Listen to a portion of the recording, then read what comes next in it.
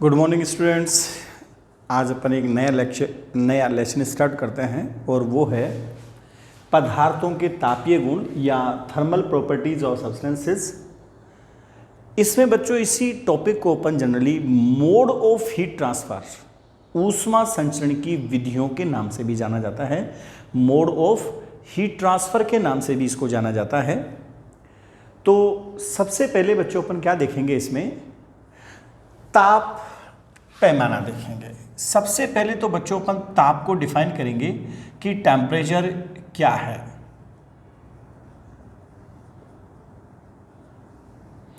तो बच्चों ताप किसी पिंड का वह गुण है जिससे कि वो पिंड हमें गर्म या ठंडा महसूस होता है। किसी पिंड का वह गुण जिसके कारण वो पिंड गर्म या ठंडा महसूस होता है क्या कहलाता है बच्चों? ताप कहलाता है। सबसे पहले बच्चों अपन टेम्परेचर स्केल पढ़ेंगे। ताप पैमाना क्या देखेंगे अपन? ताप पैमाना। और इस ताप पैमाने को बनाने का आधार क्या है बच्चों, ये अपन को देखना है। टेम्परेचर स्केल क्या है, सबसे पहले अपन ये देखेंगे। Temperature scale, temperature scale. अब बच्चों अपने टेम्परेचर स्केल है C-0/100 equal to K-273/100 equal to F-32/180 equal to R-0/80।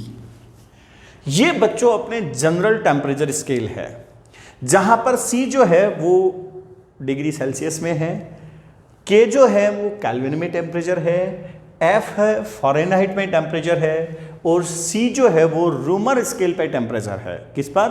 रोमर scale पे टेम्परेचर है बच्चों। अब बच्चों ये यहां देखने वाली बात ये है कि ये यहां पे C-0 रखा गया है, और 0 बच्चों पानी का क्या है? हिमांक या बर्फ का गलनांक है। एक ही बात है, हिमांक और गलनांक है। और ये 100 क्या है बच्चों? क्वथनांक और हिमांक का डिफरेंस है या गलनांक का डिफरेंस है। तो बच्चों मैं जनरल एक एक्स स्केल बनाना चाहता हूं तो क्या कहूंगा? एक्स माइनस हिमांक या गलनांक अपॉन क्वथनांक माइनस हिमांक। इस टाइप से बच्चों अपन जनरल स्केल बनाएंगे। अब किस किस टाइप के क्वेश्चन बनेंगे? पहला क्वेश्चन, किस ताप का मान डिग्री सेल्सियस तथा डिग्री फ़ारेनहाइट में समान होगा? किस ताप का मान डिग्री सेल्सियस तथा डिग्री फ़ारेनहाइट में समान होगा? तो क्या करेंगे बच्चों? अपन इन दोनों को कंपेयर करेंगे, इन दोनों को लेंगे। समान होगा, सपोज करो कि प्रत्येक का मान जो है प्रत्येक स्केल पे x मान लेता हूं, तो मैं क्या कहूंगा? x/100 equal to x-32/180। इसको सोल्व करेंगे, ये बनेगा 5, ये बनेगा 9, और क्रॉस मल्टीप्लाई करेंगे तो बच्चों 9x बराबर बनेगा 5x माइनस 160, या 4x इक्वल टू माइनस 160, या x बराबर बनेगा -40 डिग्री सेल्सियस। x की वैल्यू क्या होगी बच्चों? -40 degree Celsius. Means 40 degree Celsius का जो मान होगा वो डिग्री सेल्सियस -40 डिग्री सेल्सियस का मान डिग्री सेल्सियस और डिग्री फ़ारेनहाइट पैमाने पर क्या होगा? समान होगा। ठीक है। दूसरा क्वेश्चन, किस ताप का मान फ़ारेनहाइट पैमाने पर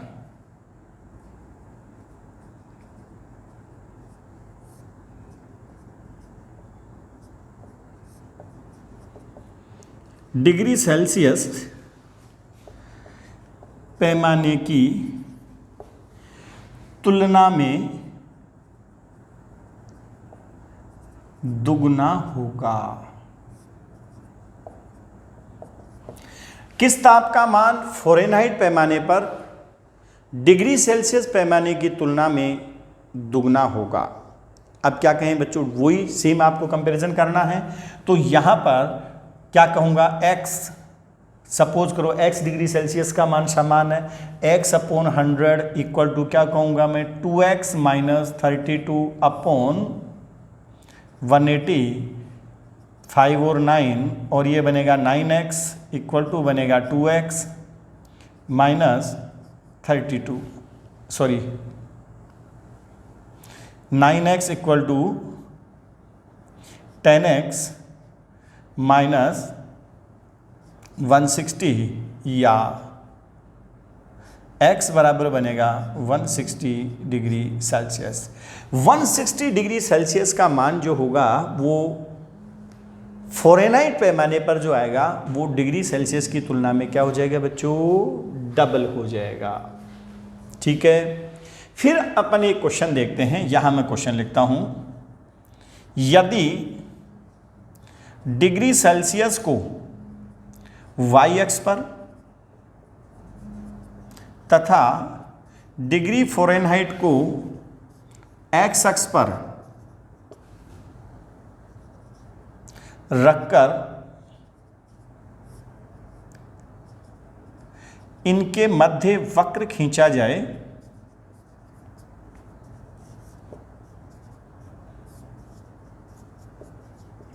तो वक्र का ढाल एवं अंतःखंड कितना होगा? वक्र का ढाल एवं अंतःखंड कितना होगा? तो क्या करेंगे बच्चों, C को आप रखेंगे y एक्सिस पे और F को रखेंगे x एक्सिस पे। सोल्व करो आप, तो यहाँ से C minus 0 upon 100 equal to F minus 32 upon 180, ये बनेगा 5, ये बनेगा 9, और ये बनेगा C is equal to 5/9 F minus 160/9। अब बच्चों जो क्वांटिटी पहले बोली जाती है y एक्सिस पे जाती है, जो क्वांटिटी बाद में बोली जाती है x एक्सिस पे जाती है। इसकी तुलना करेंगे तो y बराबर बनेगा 5/9 इंटू एक्स माइनस 160/9, और निश्चित रूप से एक सरल रेखा होगी जिसके लिए c का मान कैसा होगा, निगेटिव, और ढाल का मान कैसा होगा बच्चों, पॉजिटिव। ठीक है, और निश्चित रूप से इसका जो ढाल बना वो तो कितना बना, 5/9, और बच्चों अंतःखंड कितना बनेगा, ये बना माइनस का 160/9। इस टाइप से बच्चों आप ढाल और अंतःखंड का मान ज्ञात कर सकते हैं। ठीक है, तो ये फिर अपन क्वेश्चन देखते हैं।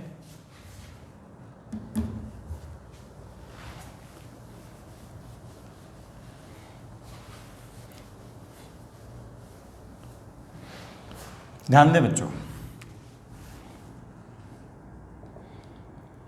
60 डिग्री सेल्सियस के तुल्य केल्विन पैमाने पर ताप कितना होगा? केल्विन पैमाने पर ताप कितना होगा? 60 डिग्री सेल्सियस के तुल्य केल्विन पैमाने पर ताप कितना होगा, ये बच्चों आपको देखना है। तो अब आप क्या करेंगे, डिग्री सेल्सियस और केल्विन की तुलना करेंगे। तो ये बनेगा बच्चों C upon 100 is equal to K minus 273 upon 100, या K इज इक्वल टू बनेगा C प्लस 273 या 60 प्लस 273, और इसको देखेंगे तो बच्चों ये आ जाएगा 3 एंड 8, सॉरी एंड 3। एक मिनट ध्यान दें,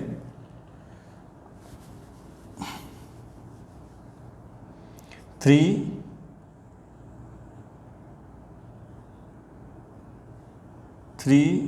and 3।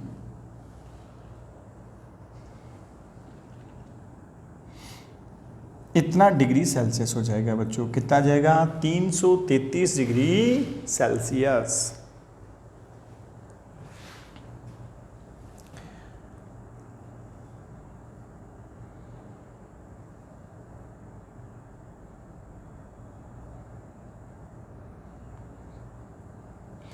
अब बच्चों एक क्वेश्चन, जनरल क्वेश्चन बनाते हैं अपन, है ना।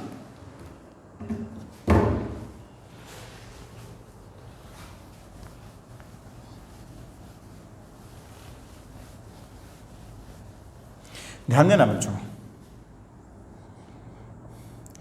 एक्स पैमाने पर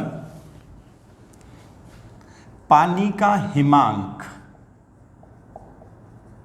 या बर्फ का गलनांक की बात है। पानी का हिमांक -10 डिग्री एक्स है तथा क्वथनांक 130 डिग्री एक्स है, तो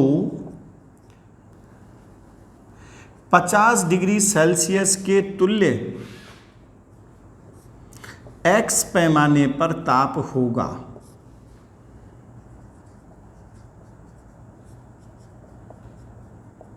बहुत ही अच्छा क्वेश्चन है बच्चों, जनरल क्वेश्चन बना।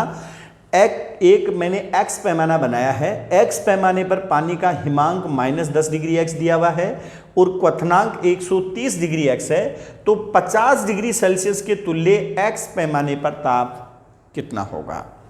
तो देखो क्या करेंगे बच्चों,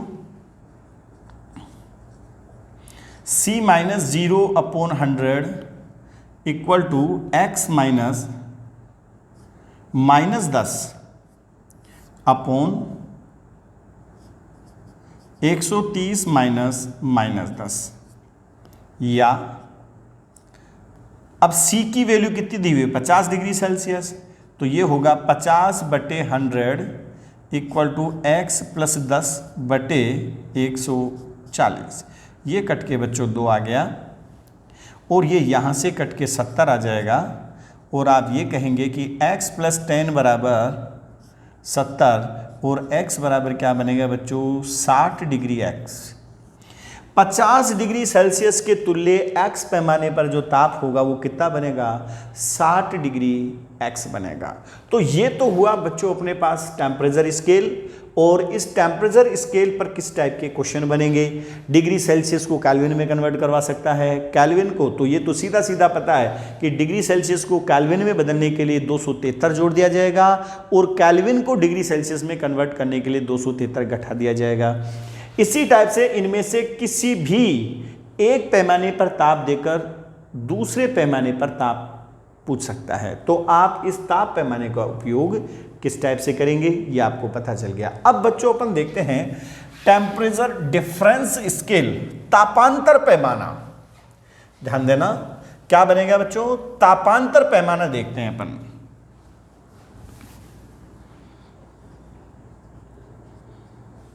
तापांतर पैमाना, टेम्परेचर डिफरेंस स्केल।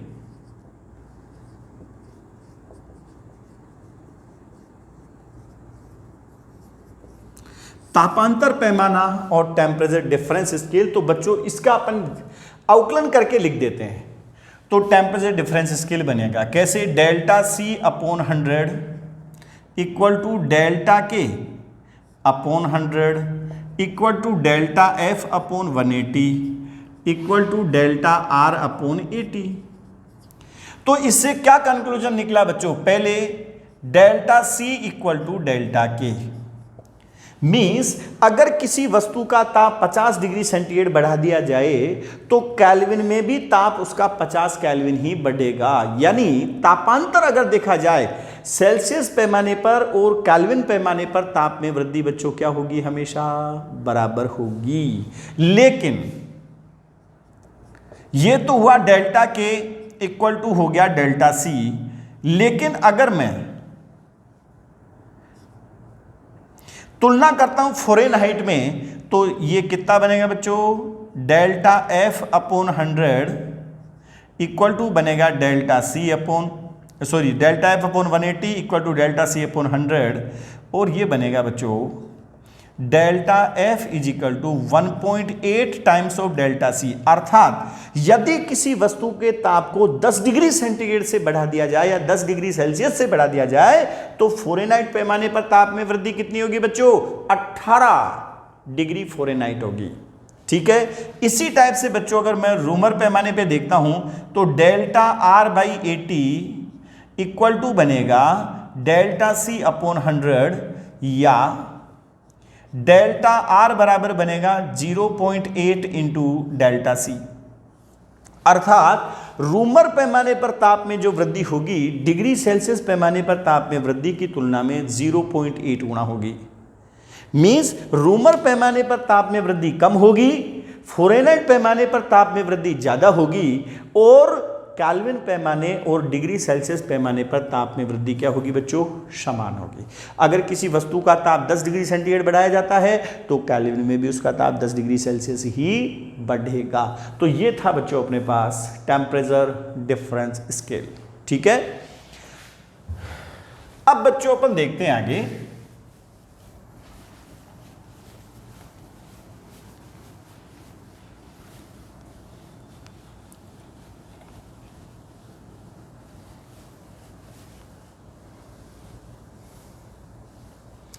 मिश्रण का ताप क्या देखेंगे, एक मिनट बच्चों, इससे पहले अब अपन देखेंगे ऊष्मा के बारे में देखेंगे। पहले ऊष्मा के बारे में देखेंगे बच्चों, और तापांतर के कारण ऊर्जा के प्रवाह को अपन ऊष्मा कहते हैं। अब यहां पर ऊष्मा को मेनली अपन ने 2 पार्ट्स में डिवाइड किया है।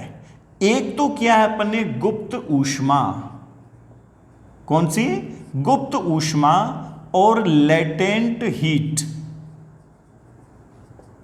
गुप्त ऊष्मा और लेटेंट हीट, और दूसरी बच्चों अपन देखेंगे विशिष्ट ऊष्मा। कौन सी देखेंगे बच्चों, विशिष्ट ऊष्मा देखेंगे। क्लियर।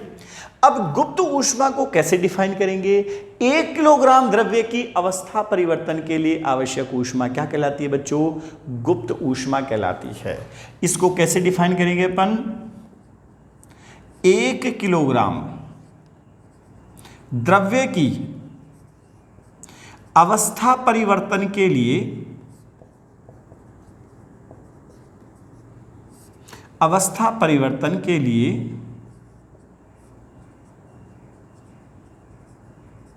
आवश्यक ऊष्मा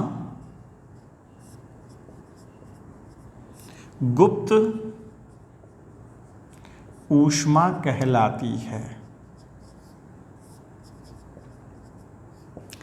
1 किलोग्राम द्रव्य की अवस्था परिवर्तन के लिए आवश्यक ऊष्मा क्या कहलाती है बच्चों, गुप्त ऊष्मा कहलाती है।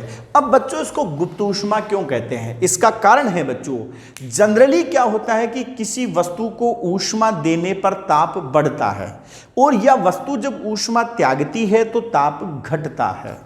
समझ में आ रहा है। लेकिन जब अवस्था परिवर्तन होता है, ऊष्मा देने पर अवस्था परिवर्तन होता है, तो वो हमेशा नियत ताप पर होगा।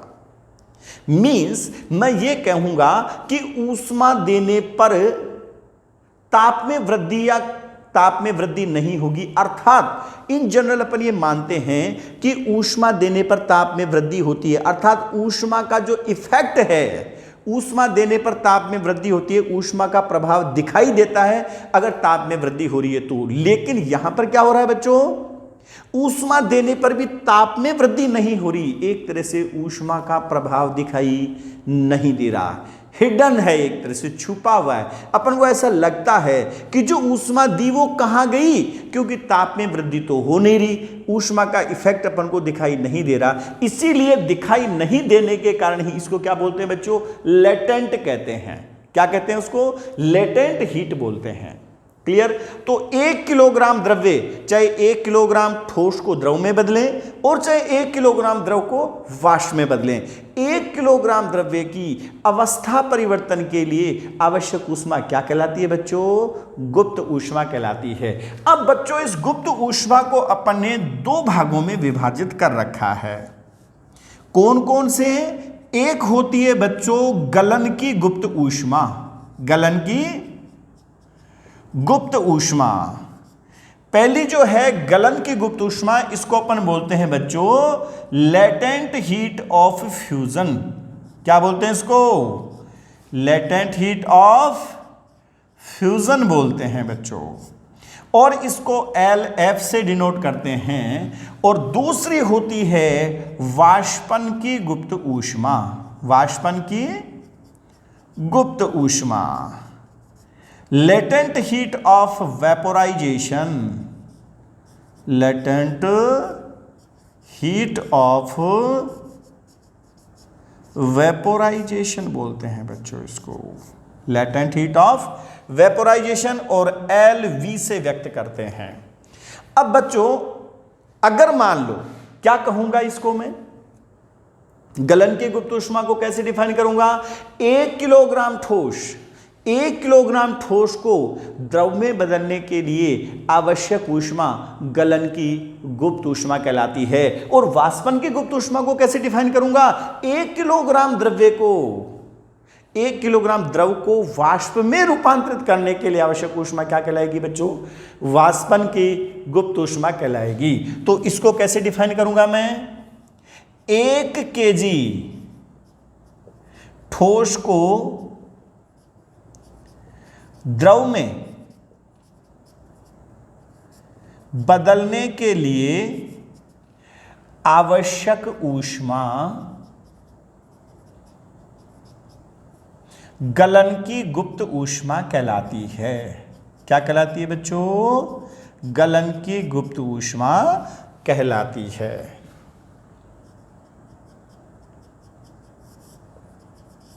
अब यदि बच्चों m किलोग्राम को बदलना हो तो कुल कितनी ऊष्मा की आवश्यकता पड़ेगी? Q बराबर m इंटू LF। और ये ध्यान दे बच्चों, बर्फ के लिए गलन की गुप्त ऊष्मा होती है 80 किलो कैलोरी पर केजी होती है। कितनी होती है बच्चों? 80 किलो कैलोरी पर केजी होती है। अब वाष्पन की गुप्त ऊष्मा को कैसे डिफाइन करेंगे? 1 किलोग्राम 1 केजी द्रव को वाष्प में बदलने के लिए आवश्यक ऊष्मा वाष्पन की गुप्त ऊष्मा कहलाती है।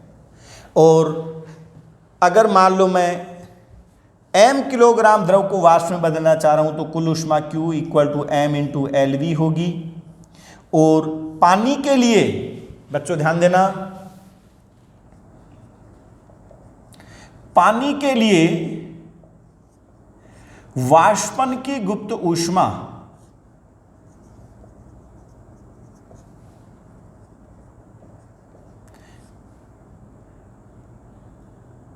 LV V जो होती है वो होती है 536 किलो कैलोरी पर केजी। कितनी होती है?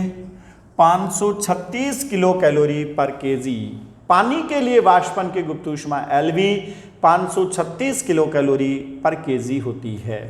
ठीक है बच्चों, अब अपन देखते हैं विशिष्ट ऊष्मा और स्पेसिफिक हीट। अब बच्चों विशिष्ट ऊष्मा को परिभाषित करने के लिए स्टैंडर्ड जो द्रव लिया गया है वो पानी को चुना गया है। वैसे तो विशिष्ट ऊष्मा सभी की होती है, ठोसों की भी होती है, द्रवों की भी होती है, गैसों की भी होती है, लेकिन विशिष्ट ऊष्मा को परिभाषित करने के लिए स्टैंडर्ड जो द्रव लिया गया है वो किसको चुना गया है? पानी को चुना गया है। और विशिष्ट ऊष्मा को कैसे डिफाइन करेंगे? किलोग्राम पानी का ताप, 1 केजी 1 किलोग्राम पानी का ताप 1 डिग्री सेल्सियस। अब वो 1 डिग्री सेल्सियस भी स्पेसिफिक है, कितना? 14.5 डिग्री सेल्सियस से 15.5 डिग्री सेल्सियस। 1 किलोग्राम पानी का ताप 1 डिग्री सेल्सियस बढ़ाने के लिए आवश्यक ऊष्मा विशिष्ट ऊष्मा कहलाती है। विशिष्ट ऊष्मा कहलाती है। अब बच्चों, ये जो 1 डिग्री सेंटीग्रेड ताप है, ये 14.5 डिग्री सेंटीग्रेड से 15.5 डिग्री सेल्सियस ही क्यों लिया गया? क्योंकि इस पराश में पानी का घनत्व नियत रहता है। इस पराश में पानी का घनत्व क्या रहता है? नियत रहता है। अब यदि मैं ये कहना चाहूं कि m किलोग्राम के पानी का ताप या वस्तु का ताप डेल्टा थीटा बढ़ाने के लिए आवश्यक कुल ऊष्मा जो होगी Q, ये बनेगी ms डेल्टा थीटा। अब बच्चों, आपके पास ऊष्मा के 3 फॉर्मूले आ गए। एक Q बराबर m इंटू LF, एक Q equal to m into LV और एक Q बराबर ms इंटू डेल्टा थीटा। अब आपको केवल ये देखना है कि कौन सा सूत्र कब काम में लेना है। क्या देखना बच्चों? कौन सा सूत्र कब काम में आएगा, ये विषय ध्यान देना है। तो बच्चों, जब भी ठोस से द्रव में अवस्था परिवर्तन होता है, ठोस से द्रव में अवस्था परिवर्तन होता है, तो Q बराबर m इंटू LF काम में लेंगे। जब कभी भी द्रव से वाष्प में रूपांतरित होता है तो Q बराबर m इंटू LV काम में लेंगे। और जब भी ताप में वृद्धि करनी हो तो Q बराबर ms डेल्टा थीटा लगाना है। ये दोनों सूत्र लगेंगे जब ताप नियत रहेगा, क्योंकि अवस्था परिवर्तन के दौरान ताप नियत रहता है। अगर ठोस से द्रव में बदलेगा तो गलन की गुप्त ऊष्मा लेनी है, और यदि द्रव से वाष्प में बदलेगा तो वाष्पन की गुप्त ऊष्मा वाला फॉर्मूला आपको काम में लेना है। अब बच्चों, अपन एक क्वेश्चन ऐसा देते हैं जिसमें इन तीनों ही सूत्रों का उपयोग हो जाए। ठीक है, ध्यान दो।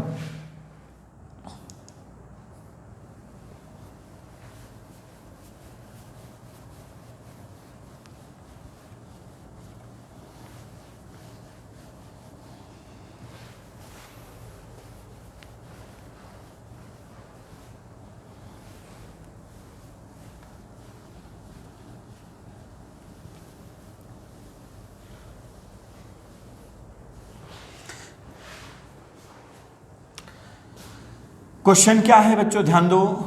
-10 डिग्री सेल्सियस की 5 किलोग्राम बर्फ को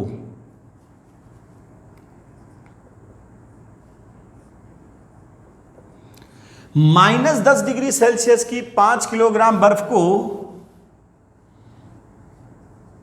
100 डिग्री सेल्सियस की वाष्प में रूपांतरित करने के लिए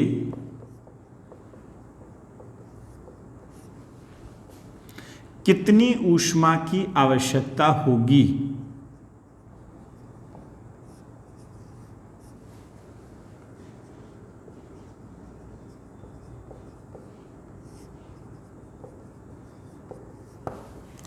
-10 डिग्री सेल्सियस की 5 किलोग्राम बर्फ को 100 डिग्री सेल्सियस की वाष्प में रूपांतरित करने के लिए कितनी ऊष्मा की आवश्यकता होगी? अब बच्चों ध्यान देना, इसमें अपन को 4 स्टेप में, 4 स्टेप में ऊष्मा देनी पड़ेगी। कैसे? क्योंकि बर्फ पानी में केवल तभी पिघलेगी, बर्फ केवल तभी पिघलेगी जब उसका टेम्परेचर 0 डिग्री सेल्सियस हो। तो सबसे पहले तो बर्फ का ताप -10 डिग्री सेल्सियस से बढ़ाकर 0 पे लाना पड़ेगा। और इसके लिए कौन सा फॉर्मूला लगेगा? जब भी ताप में परिवर्तन होता है तो Q बराबर ms डेल्टा थीटा लगेगा। ठीक है बच्चों। सेकंड स्टेप, 0 डिग्री, अब फिर क्या होगा, 0 डिग्री सेंटीग्रेड की बर्फ को 0 डिग्री सेंटीग्रेड के पानी में बदलने के लिए आवश्यक ऊष्मा कितनी हो जाएगी, Q = M × LF हो जाएगी। तीसरा स्टेप, 0 डिग्री सेंटीग्रेड के पानी का ताप 100 डिग्री सेंटीग्रेड तक बढ़ाने के लिए कितनी ऊष्मा की आवश्यकता पड़ेगी, क्यों, क्योंकि भाप में तो 100 डिग्री सेंटीग्रेड पे कन्वर्ट होगा, तो पहले 0 डिग्री सेंटीग्रेड के पानी का ताप 100 डिग्री सेंटीग्रेड तक बढ़ाना पड़ेगा।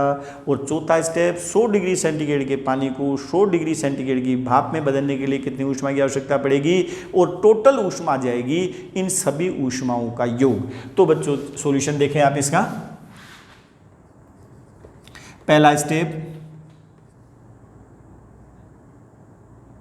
बर्फ का ताप,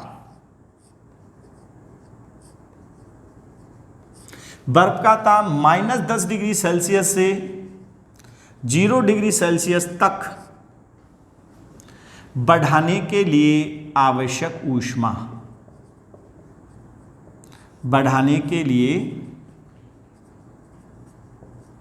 आवश्यक ऊष्मा, बर्फ का ताप -10 डिग्री सेल्सियस से 0 डिग्री सेल्सियस तक बढ़ाने के लिए आवश्यक ऊष्मा। और बच्चों ये Q1 जो बनेगी वो बनेगी ms डेल्टा थीटा लगाएंगे, m का मान 5 और बर्फ की विशिष्ट ऊष्मा बच्चों 0.5 किलो कैलोरी पर केजी होती है, जबकि पानी की कितनी होती है, 1 किलो कैलोरी पर केजी होती है। तो 0.5 और डेल्टा थीटा की वैल्यू 10 आ जाएगी और ये बनेगी बच्चों 25 किलो कैलोरी। ये तो अपने पास Q1 आ गई, इक्वेशन नंबर फर्स्ट। सेकंड देखें बच्चों, 0 डिग्री सेल्सियस की बर्फ को 0 डिग्री सेल्सियस के पानी में रूपांतरित करने के लिए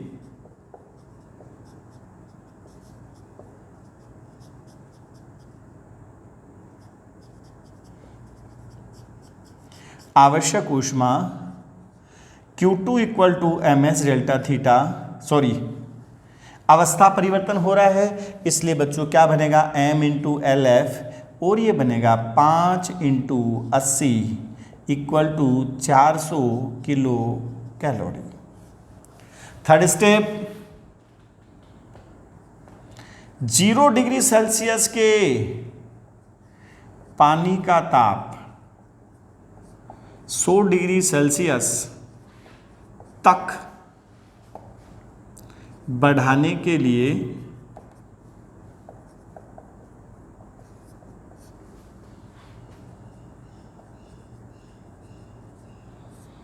आवश्यक ऊष्मा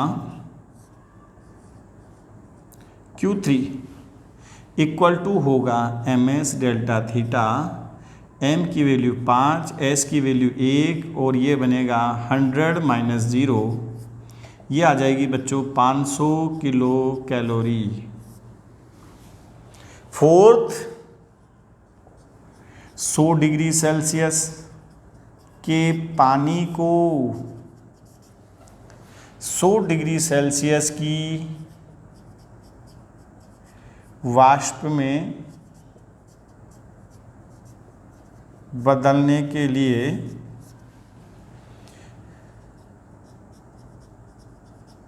आवश्यक ऊष्मा Q4 = m × LV 5 × 536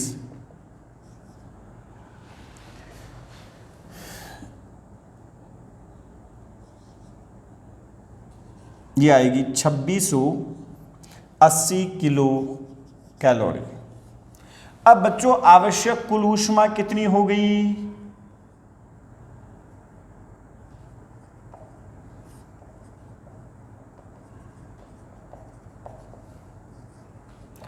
Q बराबर बनेगा Q1 + Q2 + Q3 + Q4 और इन सबको जोड़ेंगे तो ये आएगी 25 + 400 + 500 + 2680 और ये आ जाएगी बच्चों 3605 किलो कैलोरी।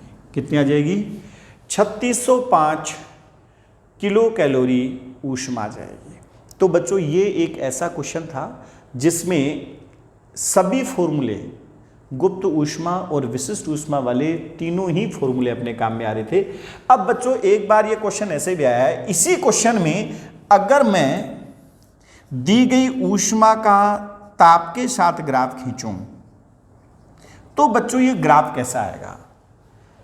सबसे पहले जब अपन ऊष्मा देंगे तो यहां पर टेम्परेचर -10 डिग्री सेल्सियस है। पहले जो टेम्परेचर है बच्चों 0 डिग्री सेल्सियस तक बढ़ेगा। यहां पे जो टेम्परेचर है वो 0 डिग्री सेल्सियस है, ठीक है। फिर आप ऊष्मा दोगे तो ऊष्मा देंगे लेकिन ताप नियत रहेगा, तब तक नियत रहेगा जब तक कि पूरी बर्फ जो है वो पानी में नहीं पिघल जाती है, ठीक है। अब जब आप फर्दर और आगे ऊष्मा देते हैं तो फिर 0 डिग्री सेंटीग्रेड के पानी, जो बर्फ पूर्ण रूप से पानी में पिघल चुकी होती है, तो उस पानी का ताप 0 डिग्री सेल्सियस होता है।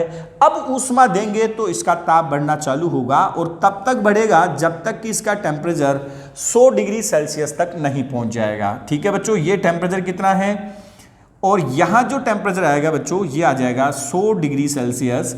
और फिर ये क्या 100 डिग्री सेल्सियस पर ही ये किस में बदलेगा, वाष्प में कन्वर्ट होगा। तो बच्चों दी गई यानी ताप का दी गई ऊष्मा के साथ वक्र खींचेंगे तो आपको इस टाइप का वक्र प्राप्त होगा। ये भी बच्चों AIPMT में क्वेश्चन आ चुका है। सेम क्वेश्चन एक तरह से ग्राफ के फॉर्म में भी पूछा जा चुका है, ठीक है। आगे बच्चों अपन देखेंगे मिश्रण का ताप। क्या देखेंगे, मिश्रण का ताप देखेंगे।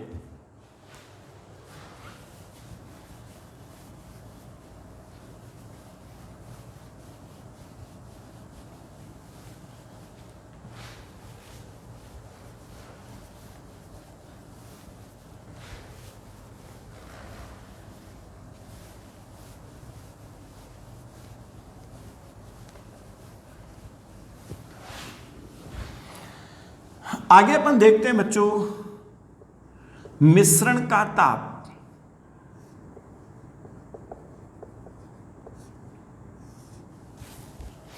और इसके भी 3 केस अपन देखेंगे। फर्स्ट, द्रव में द्रव मिलाने पर या पानी में पानी मिलाने पर।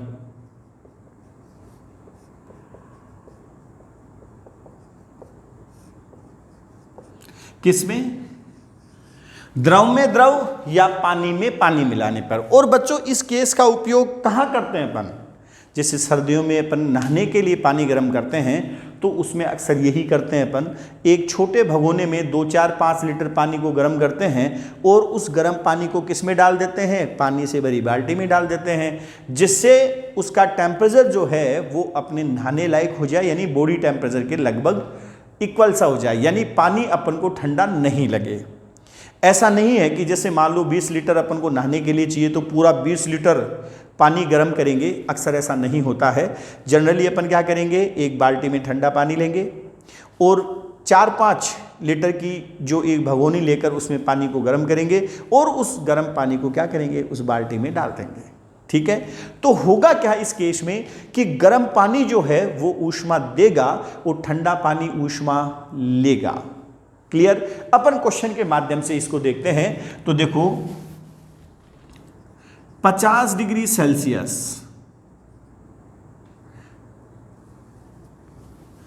20 क्वेश्चन क्या है मेरा, 20 डिग्री सेल्सियस के 20 किलोग्राम पानी में,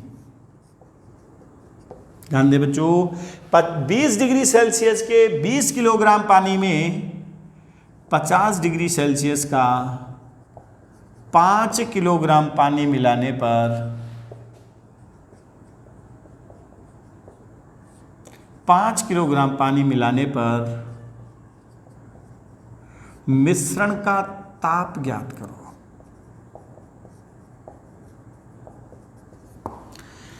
बीस डिग्री सेल्सियस के 20 किलोग्राम पानी में 50 डिग्री सेल्सियस का 5 किलोग्राम पानी मिलाने पर मिश्रण का ताप ज्ञात करो, ठीक है।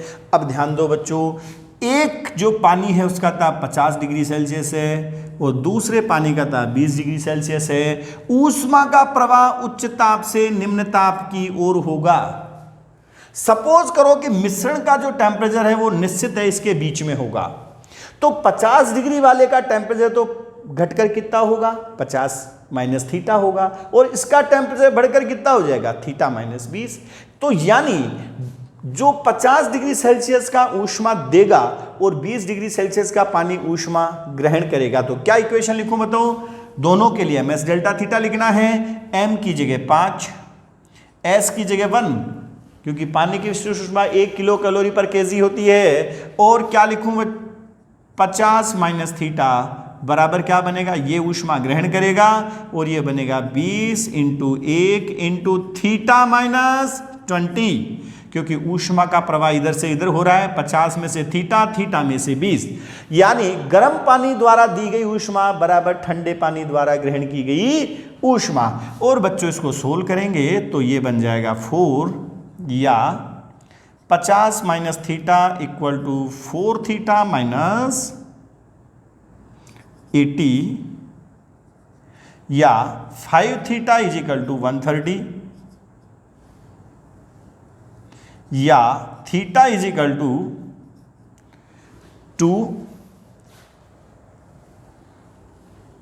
6 26 डिग्री सेल्सियस आ जाएगा। कितना आ जाएगा बच्चों, 26 डिग्री सेल्सियस। तो इस टाइप से बच्चों क्या कर सकते हैं हम, मिश्रण का ताप ज्ञात कर सकते हैं। तो ये तो पहला केस है जब अपन क्या करें, पानी में पानी मिलाएं।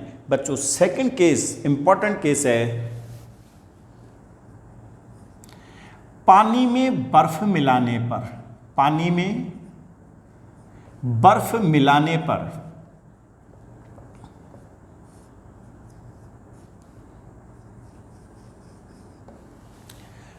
अब बच्चों क्या होगा कि गर्म पानी में अपन जब बर्फ मिलाएंगे तो जो गर्म पानी ऊष्मा देगा वो दो कार्यों में प्रयुक्त होगी।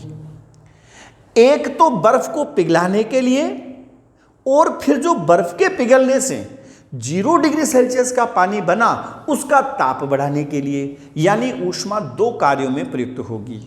ठीक है, तो देखो जैसे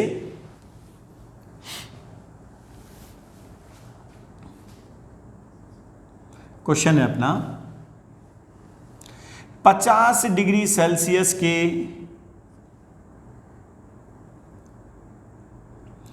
5 किलोग्राम पानी में 50 डिग्री सेल्सियस के 5 किलोग्राम पानी में 1 किलोग्राम बर्फ मिलाने पर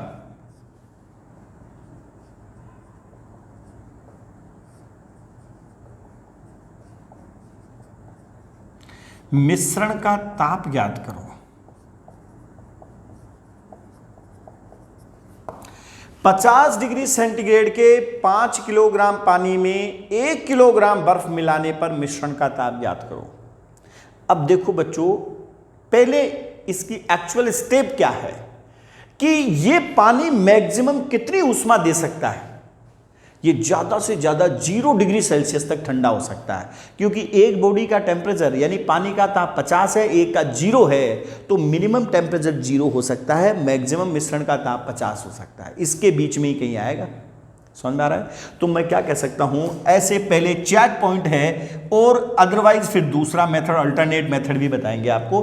तो पहला चेक पॉइंट तो क्या है, अपन ये चेक करेंगे कि पूरी बर्फ, कई बार ऐसा होता है कि बर्फ अपन ने एक्सेस मात्रा में डाल दिया, तो हो सकता है कि पानी जो ऊष्मा देगा उससे पूरी बर्फ को पिघलाने के लिए ही वो सफिशिएंट नहीं हो ऊष्मा, तो फिर क्या होगा, पूरी बर्फ पिघलेगी ही नहीं, और जब पूरी बर्फ पिघलेगी ही नहीं तो मिश्रण का ताप ऑटोमेटिकली 0 डिग्री सेल्सियस हो जाएगा। तो अपन क्या कहेंगे, पहले चेक पॉइंट है ये, पानी द्वारा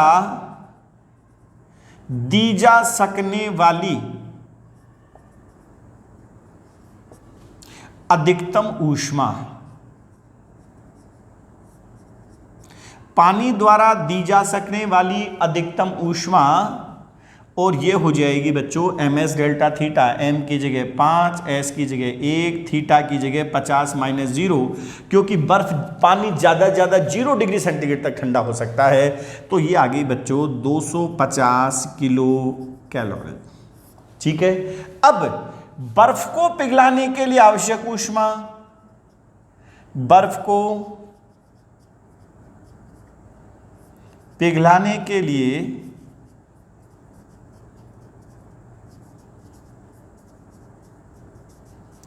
आवश्यक ऊष्मा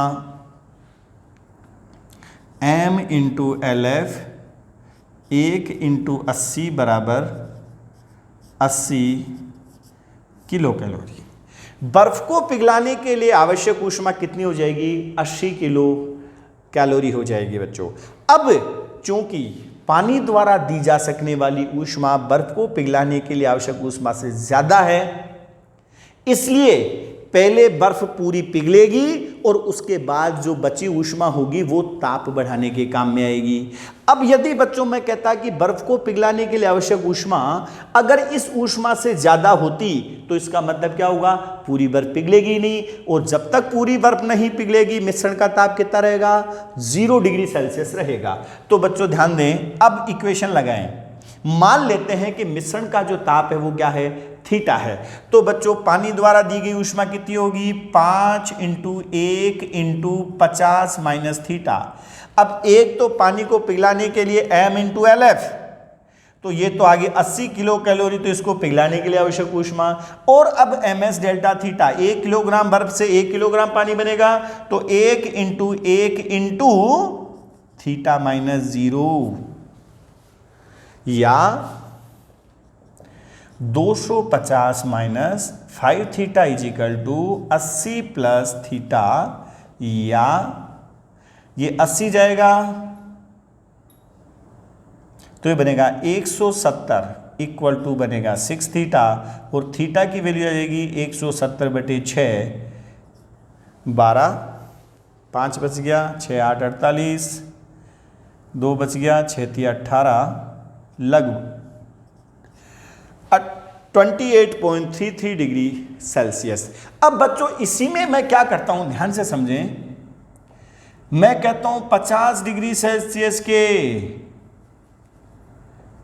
5 किलोग्राम पानी में 4 केजी बर्फ मिलाने पर मिश्रण का ताप तथा पानी की कुल मात्रा ज्ञात करो।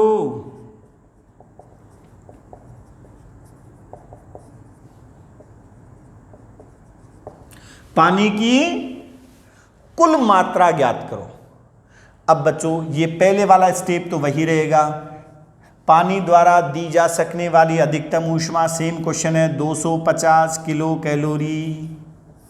क्लियर है? पानी द्वारा दी जा सकने वाली अधिकतम ऊष्मा तो कितनी हो जाएगी? 250 किलो कैलोरी।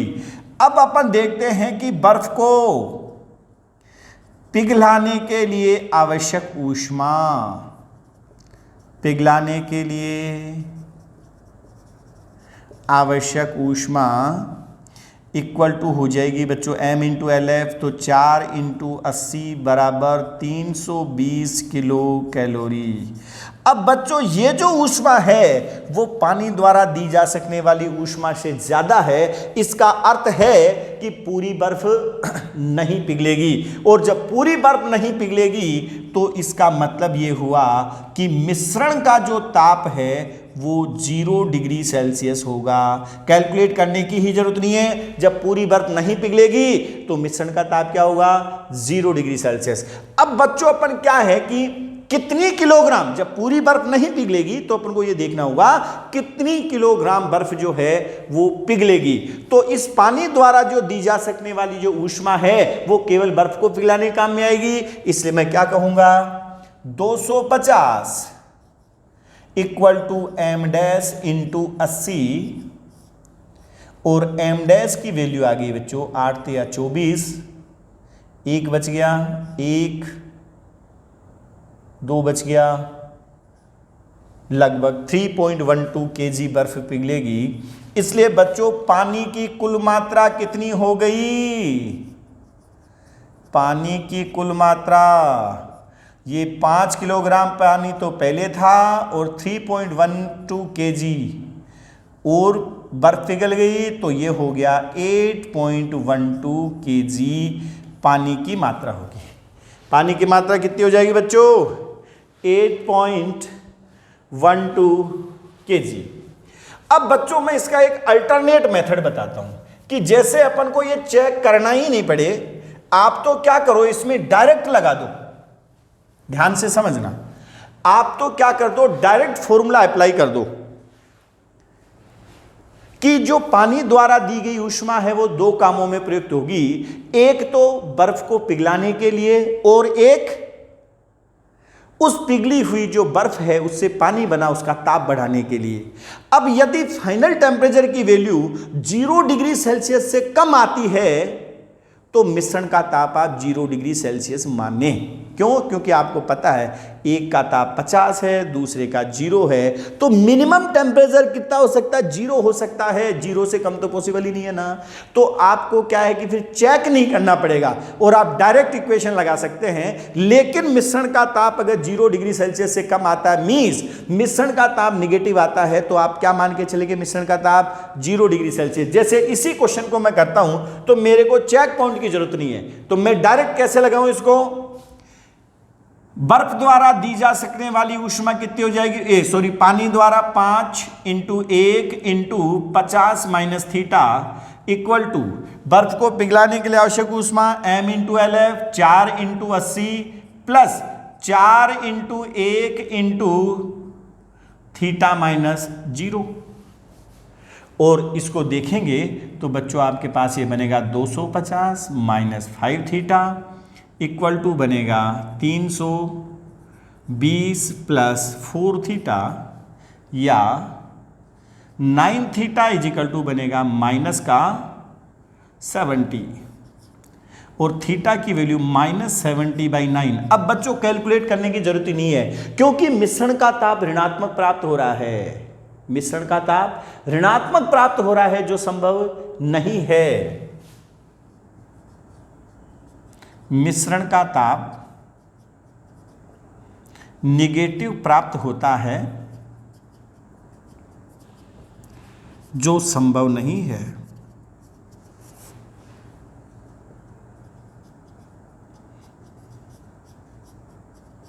अतः मिश्रण का ताप 0 डिग्री सेल्सियस होगा और इस केस में बच्चों पूरी जो बर्फ है वो पानी में नहीं बदलेगी।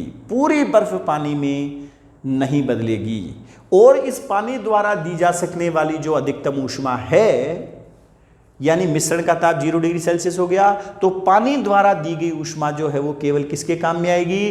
बर्फ को पिघलाने के काम में आएगी। तो अब थीटा का मान जब 0 डिग्री सेल्सियस हो गया तो आप क्या कहेंगे? 5 × 50 माइनस 0, ये m डैश × LF 80 आ जाएगा और m डैश की जगह अभी अपन ने निकाला 3.12 kg, अर्थात केवल 3.12 kg बर्फ ही पानी में पिघलेगी, बाकी बर्फ की बर्फ बनी रहेगी। इसलिए मिश्रण का ताप क्या होगा बच्चों? 0 डिग्री सेल्सियस होगा। ठीक है। अब बच्चों नेक्स्ट वीडियो लेक्चर में अपन तीसरा केस देखेंगे, जिससे पानी में पानी मिलाया, द्रव में द्रव मिलाने पर क्या करेंगे, पानी में बर्फ मिलाने पर क्या होगा। अब अपन बच्चों क्या देखेंगे? पानी में भाप मिलाने पर मिश्रण का ताप क्या होगा। ये अपन थर्ड केस देखेंगे नेक्स्ट वीडियो लेक्चर में।